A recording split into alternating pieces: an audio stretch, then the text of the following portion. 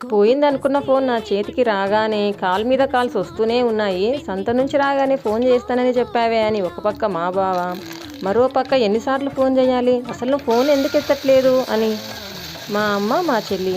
నేనైతే కావాలని మర్చిపోలేదు కదా. ఫోన్ ఇలా మర్చిపోయాను అని చెప్పగానే నీకు మతిమరుపు ఎక్కువైంది అని అన్నారు. సింగిల్గా ఫ్యామిలీని లీడ్ చేసే ఒక సోల్జర్ భార్యకే తెలుస్తుంది. ప్రతి చిన్న పనికి పెద్ద పనికి నేనే బయటికి వెళ్ళాలి. బయటికి వెళ్ళిన ప్రతిసారి ఈమె బయట ఎన్నిసార్లు తిరుగుతుంది, అసలు ఎందుకు బయటికి వెళ్తుంది అని చుట్టుపక్కల వాళ్ళు ఏమనుకుంటారో అనే భయము. ఏదో వాళ్ళ ఇంట్లో సొమ్మేదో తెచ్చిపెడుతున్నట్టు మాకు.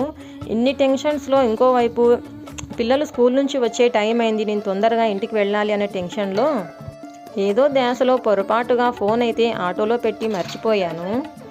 అయినా నా సొమ్ము తిరిగి నా దగ్గరకు వచ్చేసింది. మీరు ఛానల్ సబ్స్క్రైబ్ చేసుకోండి అబ్బా.